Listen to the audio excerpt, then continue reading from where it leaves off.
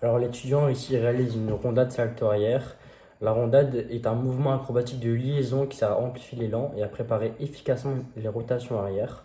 Après une course, elle permet de transformer une vitesse orientée vers l'avant en une vitesse dirigée vers l'arrière tout en augmentant cette énergie.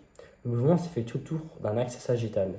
Les prérequis techniques à maîtriser avant de se lancer dans la rondade sont la maîtrise de la roulade avant et arrière, l'ATR, la compréhension des étapes de la rondade, la course d'élan, la prépulsion, la pose des mains et la récupération des pieds.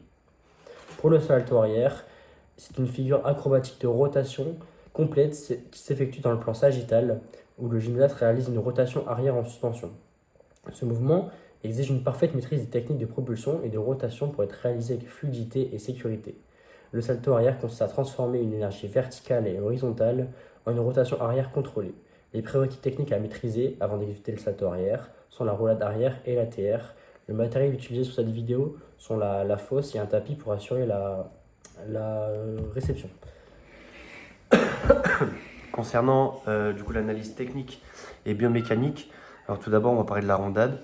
Tout d'abord il y a le sursaut qui intervient après une petite course d'élan qui va permettre à l'étudiant de conserver sa vitesse horizontale.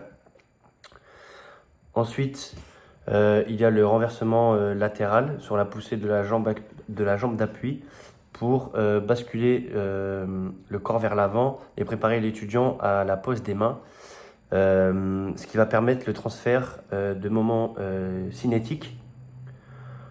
Ensuite, là, on peut voir la pose des mains. Il y a une rotation longitudinale de 90 degrés avec la première main qui est dans l'axe et la seconde en rotation interne. Il y a donc un blocage des mouvements rectilignes et l'impulsion et ouverture de la jambe va augmenter le moment cinétique acquis juste avant. Ensuite, il y a le passage de la courbe avant à la courbe arrière, comme on peut le voir ici. Avec l'impulsion des bras, il faut se rester grand pour continuer la rotation sur le passage à la verticale.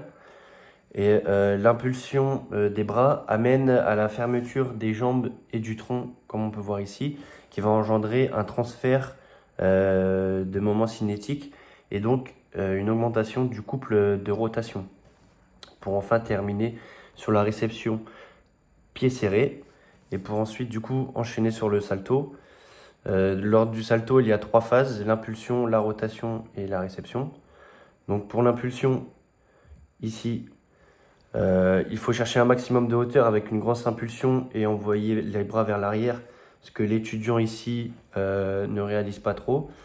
Donc envoyer les bras en arrière aux oreilles en antépulsion et aussi il faut une ouverture du bassin en arrière que l'étudiant réalise et qu'il peut un peu mieux réaliser. Ensuite, il y a la phase de rotation. Donc la phase de rotation, c'est sur 360 degrés dans l'axe horizontal. Il faut effectuer une culbute. Donc une culbute, c'est ramener ici les genoux au torse de façon dynamique pour gagner en vitesse lors de la rotation. Et enfin, la réception avec l'ouverture des jambes et un regard qui doit être amené vers le sol pour être bien stable. Et donc les évolutions possibles pour l'étudiant, une fois qu'il maîtrise ce mouvement, c'est d'effectuer la rondade salto arrière sur le sol et non dans la fosse. Voilà.